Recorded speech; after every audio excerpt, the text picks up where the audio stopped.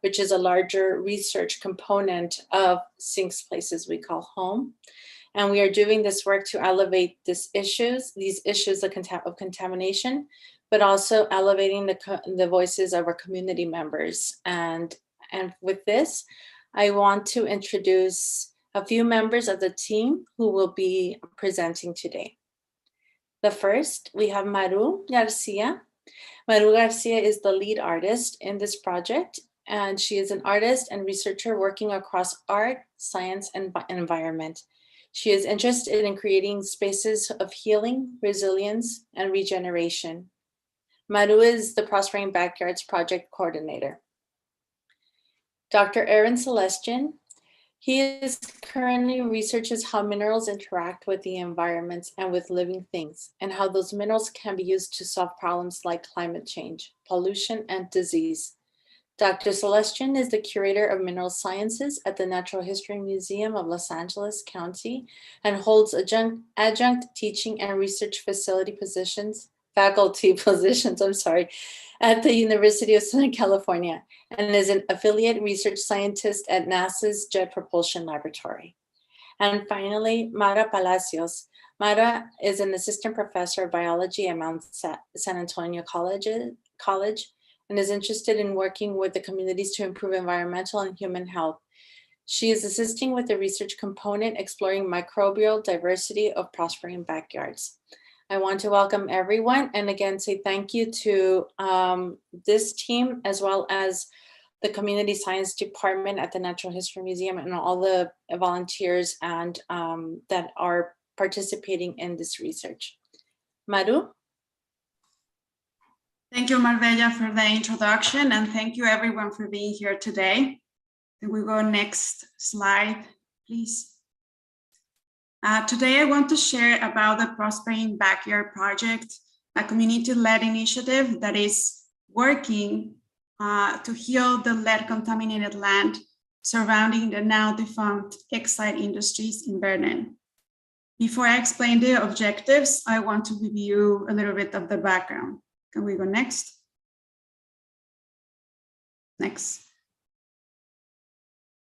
The Exide plant and past companies recycled batteries for 90 years and introduced heavy metals, lead, and arsenic into the environment. While government agencies were unresponsive to this community health crisis, community-based organizations advocated and forced the permanent closure of the facility in 2015. Next. Lead, Plumbum, lead's chemical symbol PB, is a non-degradable heavy metal and is not a pollutant in its natural form. Human extraction and use, for example, in paints for 50 years, in bullets, in fuel additives for 70 years, and in the lead acid battery industry, etc.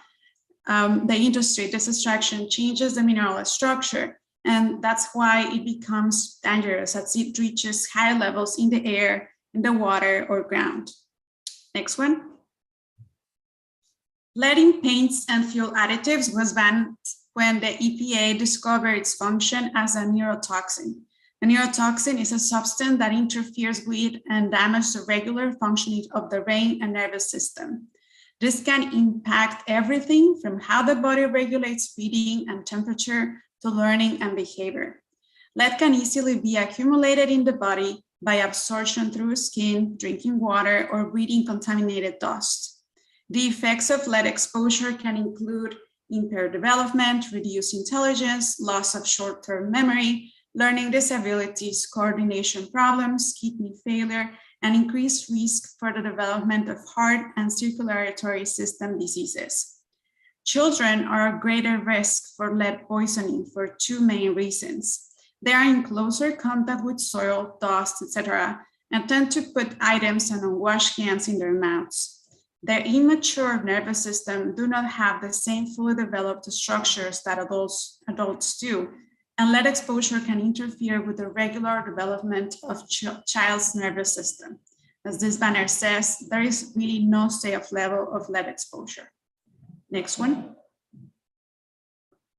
Los Angeles County is performing the cleaning process through the DTSC, Department of Toxic Substances Control, and identify an area named PIA, Preliminary Investigation Area, that includes more than 10,000 properties in East Los Angeles, Boyle Heights, Vernon, Commerce, Maywood, Huntington Park, and Bell, at a 1.7-mile radius from Exide. The government's current approach to land sanitizing is removing the contaminated soil and relocating it to an identified landfill and replacing the residential sites with clean soil. While this method is effective, the cleanup rate is taking long and the communities continue to be exposed to the hazards of lead poisoning. Next. As you can see here, of the more than 10,000 properties included in the PIA area, DTSC reports they sampled 8,600, and they say they have funds to clean less than 6,000 properties, expecting to complete their cleanup by 2025, and a cleanup rate of 80 properties per month. As of April this year, DTSC has cleaned around 3,500 properties. With the massiveness of the situation, much more has to be done to make sure our communities are safe from the effects of lead, especially concerning are addressing the safety of the properties that don't qualify for cleanup because of their lead levels being less than 300 parts per million, being in California, the limit 80 parts per million, or because these properties are outside of the PIA area. Next one. Prospering Backyards is a collaborative scientific research between the community, artists, activists, and scientists to develop an alternative method for reducing lead exposure in contaminated backyards while considering the health of the soil and the environment. Next. We want to go from wounded soil, wounded communities where there is danger in the children, cancer, respiratory illnesses, disconnection from soil, fear of soil, pain, distrust, and anger, non-human communities also disturbed, to healthy soil, healthy communities, being able to see soil as a source of life, to be able to connect with soil, being able to play in our own backyards, grow our own food, empowerment of our communities, and being able to build relationships. Next one. The objectives of this project is to, one, take action, to research and propose concrete actions to reduce lead exposure using natural and low-cost materials that we can apply to our own backyards. Two, reduce lead exposure by stabilizing lead. We want to propose an alternative, especially for families whose properties are not on the cleanup list or while they are waiting for the government cleanup. Three, capacity building, to create a community that helps other community members to learn more about lead contamination and how to protect our families. Four, holistic approach, respect for the land and contribute to healing. The solutions need to be safe for humans and safe for the environment. That is why we are considering soil health and the microbial communities that live there too. Five, open source, to be able to share this process and be able in the future to develop a DIY soil healing kit, free and open to the public. And six, collaboration, to partner with other initiatives and organizations that are already working to inform research or want to remediate the contaminated area. Next one. How are we doing this? First, we're developing the sampling and analyzing methods for lead and microbial biodiversity in the affected areas. Second, we're developing easy-to-use methods with common materials, using minerals, mulch, or other natural options that can act as a barrier and container to lead, reducing our exposure and preserving our health. We're testing the application of minerals like zeolites. These are natural occurring and have the capacity of trapping lead. Dr. Celestian will be able to explain us more about that. Third, we're installing a test station at Telfair Graphics that will help provide information about the process on a larger scale. And fourth, assembling and training a team of community scientists who will be trained and supplied to safely test these health-saving methods in their own backyards. Community scientists are people from all different kinds of background who care about this issue and participate in research to solve it. I want now to invite Aaron Celestian and Maru Palacios to explain us more about the science behind the project. Thank you, Maru. If you click next. So we're going to talk a little bit about the science of the zeolites that we're using. And when we look at the next slide, we'll be able to see how zeolites are used already in industry and agriculture and environmental sciences. Zeolite is I'll talk more about it in a second, but zeolites mostly are used as detergents. They're used to make hard water soft so that the suds in the detergent can clean your clothes better. But they're also used in agriculture as time-release fertilizers. They're fed to animals so that as the zeolite is passing through the animal, it's cleaning heavy metals and ammonium. They're used in catalysts. Catalysts is how oil companies can take crude oil and turn it into gasoline, and zeolites are used for that.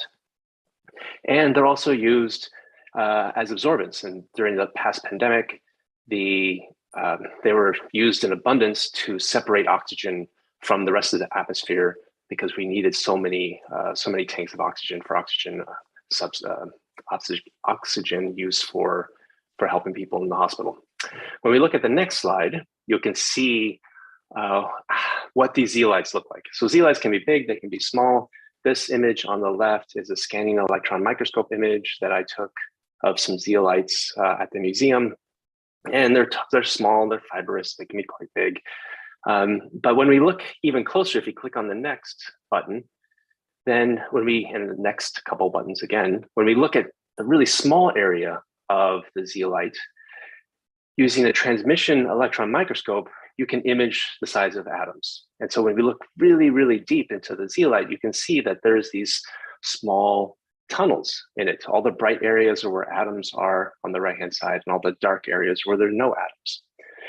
And on the next series of images, it shows on the right-hand side, it shows you where the empty space is in the zeolite. And it also can identify where atoms are absorbing into those tunnels. And those tunnels are the critical role that the zeolite plays. That's how they can absorb toxic metals or radioactive waste, or how like oil can pass through it and get transformed into gasoline. Now, how can they do that? So on the next slide, it's a process called ion exchange. And on the left side of this image, on the left side of the slide, a lot of times scientists will reduce complex images into much simpler stuff. So here on the left side, there's a lot of atomic arrangement, atomic crystal structures, but the big tubes that you see are all the empty void spaces that make up these tunnels in the zeolite. And those are the ones that are the most functional parts of the mineral. And you can see they come in a whole bunch of different arrays and sizes, and that's the tricky part, is like which zeolite is used for which application. And on the right-hand side, this is a drawing that I've made to show the sponge-like nature. So this is just a map of all the empty space in the zeolite. And on the top, I took a slice through this model. And this process of ion exchanging is moving atoms that are already in the zeolite. In this case, it would be the green atoms showing on the top right-hand side and in the twisting tunnel shown here as well. And all the contaminants are the orange atoms on the left. And this spontaneous process happens without any energy input whatsoever. The contaminants, the heavy metals, will move spontaneously inside the zeolite and kicking out the non-toxic sodium or calcium into the environment. It's a low energy process. You don't have to do anything to it whatsoever. When we go to the next slide, the real magic happens is when you see it happen. So this is an example. This is a chip of a crystal in the top right hand. This is a mineral called clinoptilolite. And there's no lead in this one. This is just a microscope view, and you can see the light passing through it. When you click next, what happens is that when the lead is absorbed into this, you can see the change happening. Now the mineral is very colorful and is interacting with light a different way. You can see where the lead goes in. But in the next couple images, you see that it's not always uniform. It's just sometimes they just penetrate through the cracks and crevices, and sometimes they just absorb into one part of the mineral. It's all absorbing all the time. It just depends on the size of the crystal or how many cracks that there were. And this is a very common, this is actually a really commonly studied area. If you click on the next, you can see how many how many different things that there are. There's been over 1,500 scientific publications showing how lead absorbs into the various types of zeolites.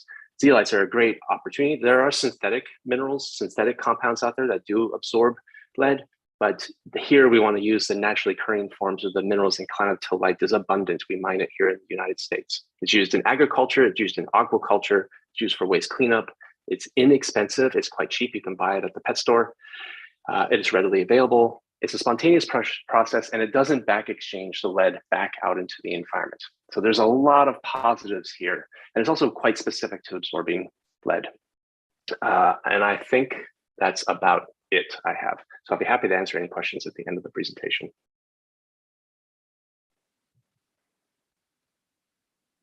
And the next person up. Yeah, so next slide, please. So why should we consider microbial diversity? We're going to go ahead and introduce the idea of what microbes are, and then we're going to walk through why we should care about microbes in our soil and microbes as a whole. Next slide, please. So what are microbes? Microbes are organisms that are not visible with the naked eye. So you're going to need something that will be able to magnify what we're looking at. Usually this in the form of a microscope. And microbes actually covers a wide diversity of organisms that include things like bacteria, which are small, organisms that can photosynthesize like algae, organisms that can live in very extreme environments like archaea, protozoans, which are animal-like microbes, other organisms like fungi, which we can think of mushrooms, but there are some that can live underground. And the most common one that we're very familiar with now is viruses. So with COVID virus, it's become very common knowledge that viruses infect other organisms and use them to replicate themselves and can make people ill.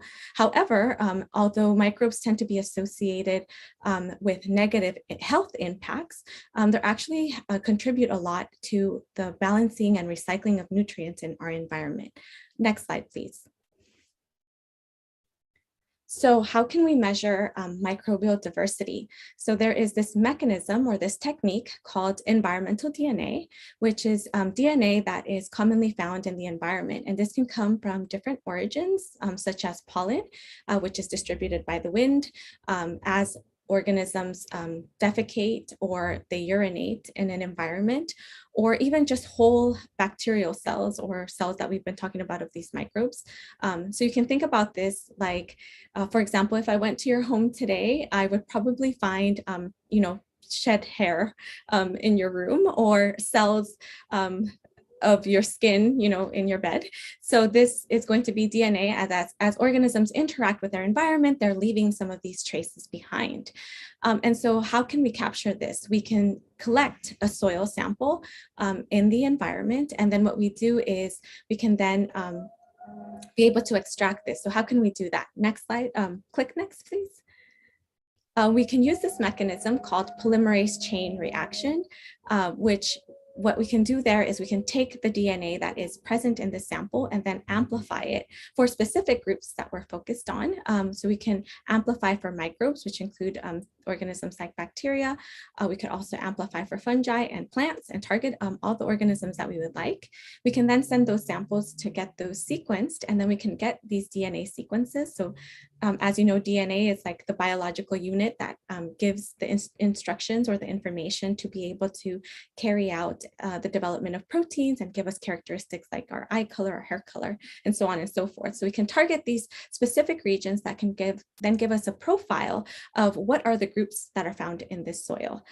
Next slide, please. So kind of reiterating, why do we care about microbial diversity? So we talked a little bit about how microbes can have a very positive impact in the environment to be able to recycle nutrients like carbon and potassium. And so by assessing microbial diversity, the more diversity that we have, the healthier that our soil becomes, because these microbes interact with one another and they also interact with the environment to be able to create really good conditions that can then lead us to healthy plants. Next click, please. So why do we want to have healthy plants? Well, we want our plants to be healthy because sometimes we can consume some of these in the forms of vegetables and fruits. However, plants are also important for other organisms in the food chain that are dependent on those. Next slide, please, or next click. And with healthy soils and healthy plants, we get an overall health for communities. So it's very important for everyone to be able to spend time outdoors, enjoy green spaces and outdoor spaces, but also get the benefits of having healthy soils and healthy plants. Next click, please. And with this, we can have an overall healthier environment. And so as we know, we are also part and influenced by our environment. So when we have really good conditions around us, then that gives us overall health, and our environment being healthy also benefits the overall ecosystem and the earth. So that's a little bit about why we should care about microbes. And so we're going to be measuring some of our microbial diversity in our soils before we do any of the treatments with the zeolites, and then we'll be measuring and quantifying how that microbial diversity changes over time, with the expectancy that as the soil gets healthier with the removal of lead, we would have richer soils that are more productive for the overall environment and health and healthy people. So thank you. Next slide. Thank you so much, both Aaron and Maura, for this information. It's very important for our project and for being able to test the methods. And then I want to talk about the methods that we will test. Next one. The way that we want to apply this technology and this information that both shared with us is through thinking as the ways in which we first, we don't want to create dust that can be inhaled. So that's one thing that we're focusing. And we're focusing on alternatives that can be applied to the surface of the yard. We want to test different combinations of zeolite particle size and other physical barriers that could help, like cardboard and mulch. It is like the lasagna mulch method, in which we are adding one layer after the other, making sure we are always watering between. So for example, we have, because water helps the zeolite trap the lead easier, because it transports the lead somehow. So what we're gonna do is mark an area. For example, you see that a square box, and then I start adding the different elements. So we start with zeolite, we water, we put the mulch, we water, and so on, depending of the method that we are applying. So we are testing these 4 methods that are listed there. And after applying all this, we will take samples to see where the lead levels, what is the microbial diversity changing or not, and what is the pH changing over time of a period of the year. Next one. And now it's time to talk about the community science part. And community science is where the public voluntarily helps conduct and inform scientific research. Community scientists may design experiments, collect data, analyze results, and solve problems. These data help answer scientific questions and solve important problems. The activity helps participants build meaningful connections to science, and the scientists learn from their experience too.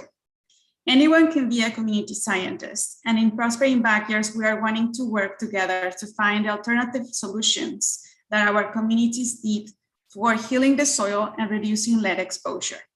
Next one. For this project, we are focusing on the following zip codes, extending the PIA area and including community members that are not eligible by the government's cleanup plan. Next one. But how to participate. So there are different levels and steps of participation, and all of them are important and everyone is welcome. The first one is to sign up for free soil testing on your property. And the second one, a further level, would be to sign up to be part of the community science team. Let me explain more about these options. Next one. Sign up to get your soil tested for lead content with Prospering Backyards at no cost.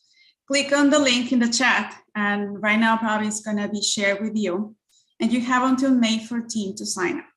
We are requesting basic information, including your time availability for letting us know when can we go to your house and take the sample. We're including a question that allows us to know if this is the first time analyzing lead levels in your property or if DTSE already went to your property. Don't worry, this will not disqualify you, and any situation is welcome, as I'm saying.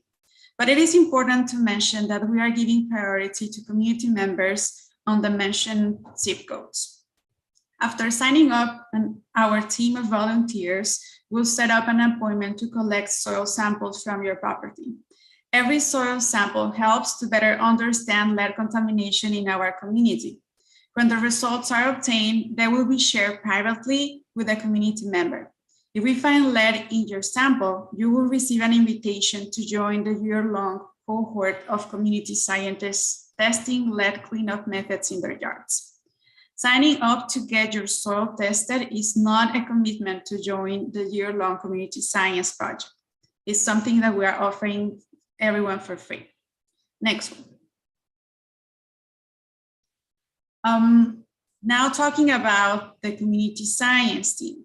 Community members with detected lead levels and that accept the invitation to be part of the team of community scientists will receive the following: 2 training sessions where we will cover safely sampling methods, how to collect data, and how to apply the remediation methods using zeolites I described before. We will provide the safety equipment and all the materials needed. Community members will install the remediation stations in their yards, already helping reduce the exposure to lead by adding this cover to the ground. Materials are provided for installing 5 raised beds with dimensions according to the size of the space. And last one, participants will help take samples and collect data from their stations. Next one. And we know it is a long-term commitment, and we want to be very flexible, knowing that we have members with limited time availability. But what is the commitment if you sign up to be part of the team?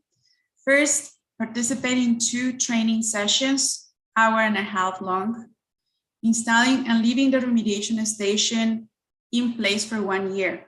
And of course, if the government comes for cleanup, it is okay. We will have still the information for the time that passed, and that will be already very useful. Third, collect samples and deliver them to self-graphics or arrange a pickup time. At the beginning of the program, the first 3 months, the sampling will be more intensive, and we are calculating that can take around 5 hours a month. But later in the year, the sampling frequency will be reduced to less than 1 hour a month.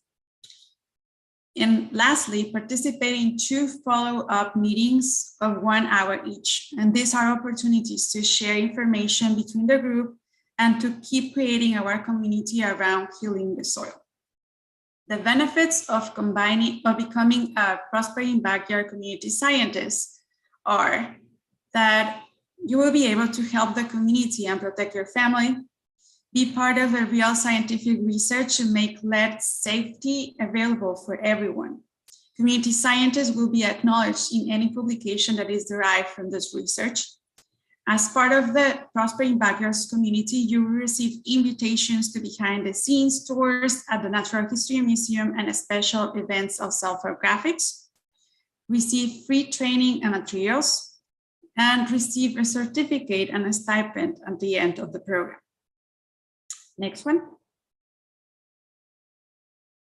Here's the project's timeline as we start with today's info session, and we plan to have our first training with a team of community scientists by July of this year, planning to have our closing ceremony by the same month of 2023.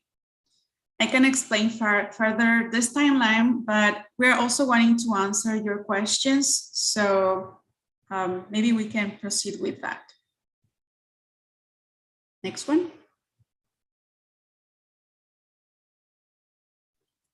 So I want to just encourage people, if you have any questions, But I'm going to ask some questions, Maru, that maybe might help people, but please place your questions, whether it's in English or in Spanish, in the chat, and we'll make sure to read them out loud to share with the scientists here. So can you just explain again why the commitment is a year long? Like, what is the process that requires a community scientist to participate a year long or commit for a year long? Yeah, the thing is that we want to see what is the process of how zeolites are being are making like the remediation through time. So we want to, one, make sure that this is working, and how, like probably Aaron can explain more about that, how this process is happening through time. And sometimes for remediation, it's not a thing that you will see right away. Like there is some time that needs to pass. And we want to make sure that all the methods that we are applying are safe, and the remediation lasts. And also to see how the different microbial communities are behaving throughout the year. I don't know if you have anything else to contribute, Aaron or Maura. This is Aaron. Yeah, that sounded great, Maru. I think you really, you described it very well. And so I just want to clarify that in the presentation, there are two ask. One, or two invitations, I should say. The first one is to the invitation to participate and registering to have your soil sample taken, so that we can learn, so that the people can know whether they have lead in their soil. The second invitation is to become a community scientist. And for the soil sampling, can you walk us through what people should expect? Sure, and maybe someone can help us go back to that slide. That will be easier. The process is very simple, and we are really trying to make this very available for everyone. Yeah, can you go back to the samplings? We are providing a link, and I think it's already posted in the chat for people to go and register. What you're gonna be expecting is that once you fill out the form, you will receive an email, and so people will contact you to set up an appointment. Then people from our team is gonna go to your home to take this sample for you. So if you can go back one more. There you go. So as I was saying, we have that, and it's very important to mention we're having a deadline because we want to do this analysis for lead as soon as possible, so we can start our community science team in July. So that is why we're having that deadline for May 14. And as we are right now speaking, you're able to start right away filling up that form. In that form, you will see that the information required is very basic. It's asking, of course, for your address, and all this information will be kept confidential and private. We won't, of course, share with anyone.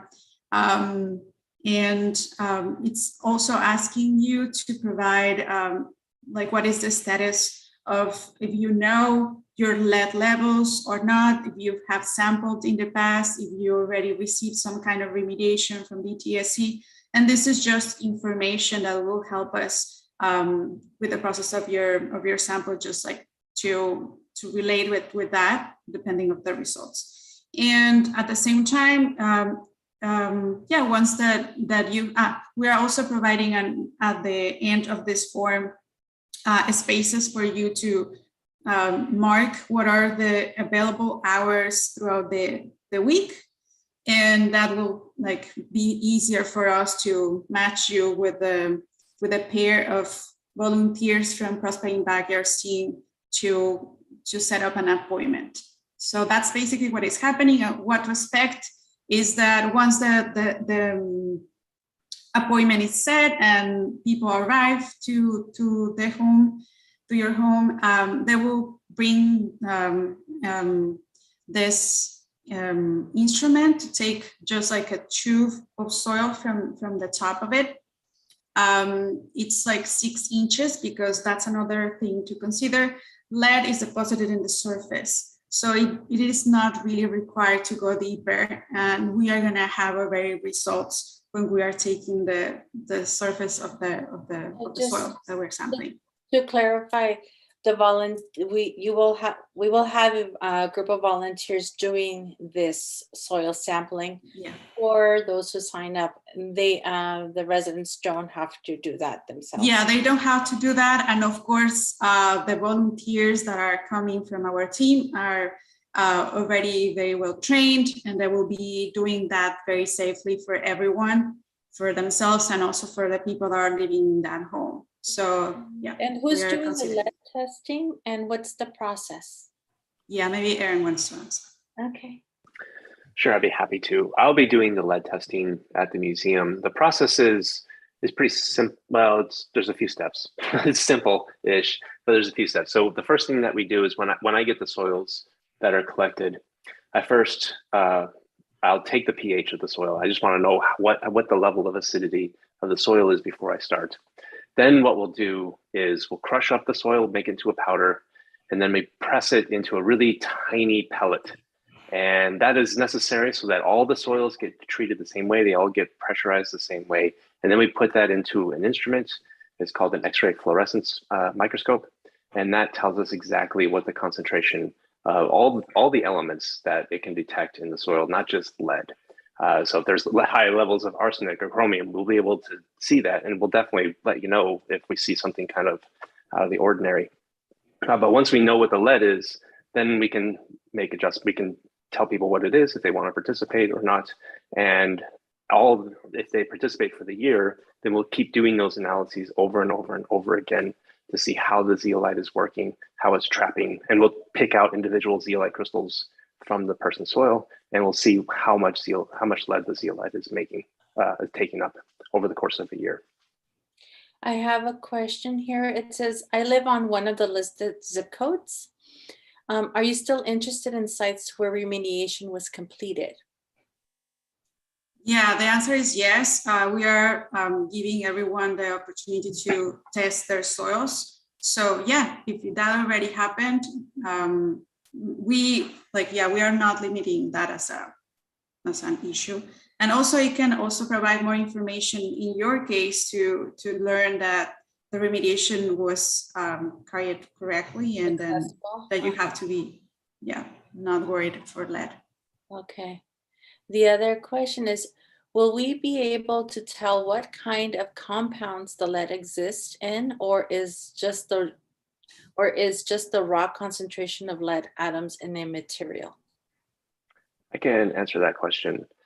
The X-ray fluorescence microscope doesn't measure what bonding that the lead is bound to, whether if it's bound to an organic or if it's bound to mineral surfaces. We will, and for some of the soils, we will take an additional measure of taking X-ray diffraction patterns to see what crystals, what minerals are present in the soil. And then that way we'll be able to figure out how the lead is bound to pre-existing minerals that are in the soil. But I won't be able to do the organic analysis. So if it's bound in roots, or if it's bound in leaf litter, I won't be able to do those analyses right away. However, in certain situations, we can measure, like if you're growing a plant or something in one of these raised beds, we'll probably want to collect a couple of leaves, and we'll be able to map out where the different elements are within the leaf to see if plants are taking up the lead or not. So there's lots of things that we can still do, and that we'll do during the course of the study. Another question is, like, how does lead impact pets and the wildlife? Aaron, do you want to answer? I have read a couple of articles saying that actually animals, also get affected by lead because it affects their nervous system. So there is even like an article that I can share later of birds becoming more aggressive as they are exposed to lead. So yeah, definitely all like living organisms with that type of situation will be impacted. Going back to, like, I guess clarification on where the microbes come in. So the lead levels have to decrease before Maura like comes in to add the microbes, and then how does that the microbes support healthy plants and soil? If you can provide a little more information on that. Yeah, so what we're planning to do is we are planning to take some soil samples before there's any changes with the zeolite, so that we're able to have a baseline of what are some of the microbes that are present when we do have the presence of lead available. But because what we tend to find is what lead does is it actually selects for microbes that have resistance to that lead environment. So there will be certain microbes that will be dominating in that circumstance. And then once we apply the zeolites, that will reduce that lead concentration and provide a more hospitable environment, so an environment that a majority of microbes will then be able to tolerate. So what we're expecting to see is that microbial communities will change and they will be more diverse, because we don't have that limitation of that very intense situation with the lead. And so we're planning to sample, right after treatment and then over time with the treatment to see how that community is going to change over time.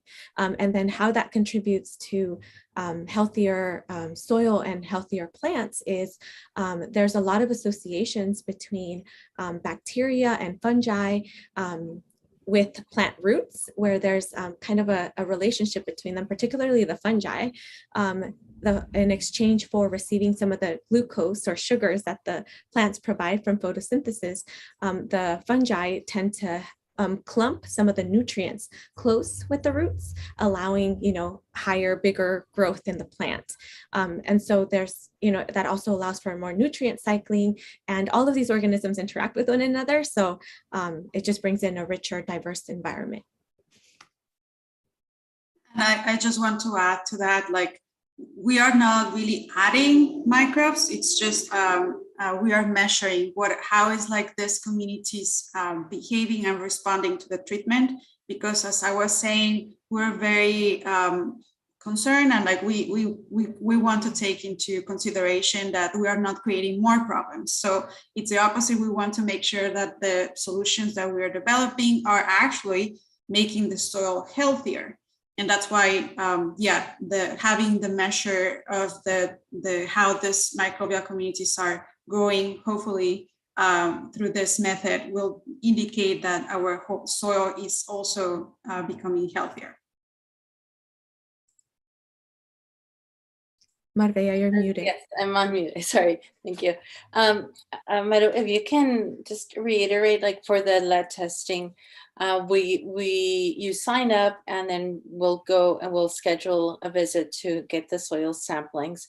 Now, for those who do want to have participated in the community science as a community scientist, where would be like, I know you provided like a schedule, a timeline and so would there be a meeting place for like the whole community scientists to come together? If you can elaborate a little more on that.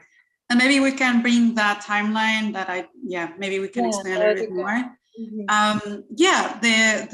The space that we are using is actually Self-Help Graphics. We are gonna have our first trainings there. And also we're gonna have, as I was explaining, and a space where we are doing also another test station for educational purposes. So as you can see here in this timeline, we have this info session that it's running right now in April 19, and we're gonna open this free soil sampling until May 14. So right now we're gonna be accepting all this signups from community members. And also, like, if you know about anyone, please share that link. Because as we are saying, we're really offering this sample for free. And then after May 14, we're gonna send the samples for analysis to Aaron's lab, where we're going to be analyzing the samples. Once that we get the results around June, end of June, something like that, we're going to send the invitation to the people that where we detected lead in their soil. So of course, this, like you are able to say yes or no. There is no, I don't know, prescription. Yeah, you're very free to take your decision depending on your time or your, whatever you're planning to do for a year. But yeah, once that we detected this group of people, community members that want to be part of this project, just to give you an idea, we're expecting to have a small group of about like 15 community members. And the idea is to have our first training in July. So the first two trainings are going to be distributed between July and August. And after that, we're going to start installing the stations, the community scientist properties, and they're starting with the analysis that I was mentioning.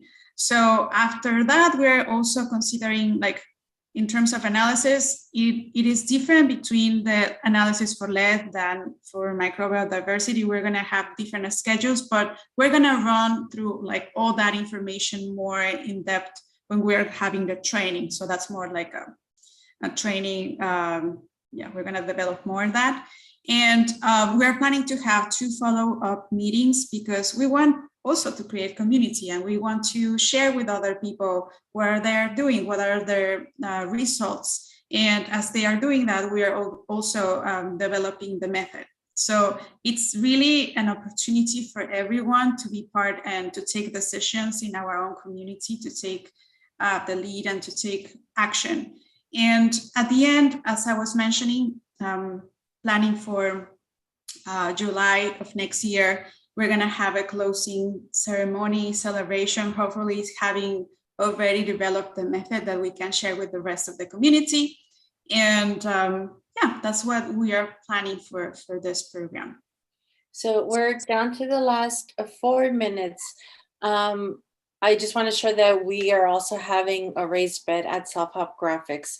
And like Maru said, this research and the call for community scientists is for the bigger picture, is to help create a process that can be shared with all community members who didn't qualify to have their homes remediated or their soil remediated, because there are a lot of people whose properties are still contaminated.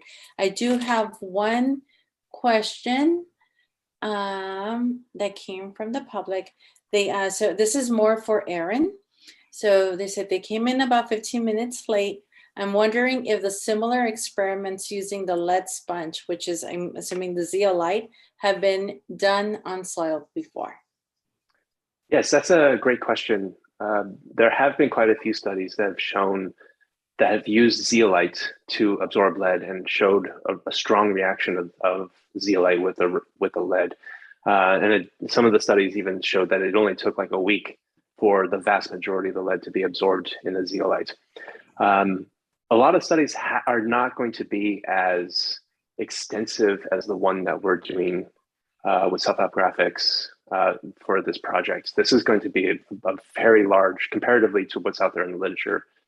It's going to be quite large, a lot of participants, and it's going to be a very good research project, and hopefully get a lot of people involved in it. Yeah, great question. I want to ask Maru, Maura, or Aaron if you have any last comments to make to the audience. Well, in my case, it's just thank everyone for being here and knowing that this recording will be available for everyone in our website. So even if someone couldn't make it today, this information will still be there. And it's just this invitation, as I was saying previously, being a community scientist, you don't require to have like a specific training or anything. We are really asking people that are like really worried about the situation and wanting to take action to collaborate with us. And we're also very open to collaborate with other organizations, with other community-based organizations that have been also working in this topic. We are really offering, like as I was saying, a very open source type of research. So yeah, we encourage collaboration, and we hope to hear from all of you. So someone asked on YouTube, we're sharing this on YouTube, if they live outside of the zip code, can they, but still in Los Angeles, can they still participate? If they want to send submit a form, yeah, do it. As I was saying, we are not saying no. We are actually encouraging participation, but like the only thing is that we're gonna, of course, have a preference for the zip codes that we already shared. And I want to wrap up the program today to just reiterate what Maru said. This program is recorded. It will be, we will add Spanish captions to the recorded video so that you can share with other residents in these communities, East LA, Boyle Heights, Southeast LA. And I also want to plug in our Soil Time workshops. Soil Time workshops are these monthly workshops that address different issues revolving around our soil and the environment. And they've been really great. And the next workshop is May 7th, and it's called From Soil to Mouth, talking about edibles and how to grow healthy, have healthy soil so you can grow healthy fruits and vegetables, just like Mara talked about. And then on June 4th, we'll talk about the crisis in the soil, specifically about the Exide contamination. And lastly, on July 2nd, we're going to talk about our cultural connection to the soil. They're all free. And they're on the first Saturday of the month at Self Help Graphics. We're located at 1300 East 1st Street. Our website is selfhelpgraphics.com.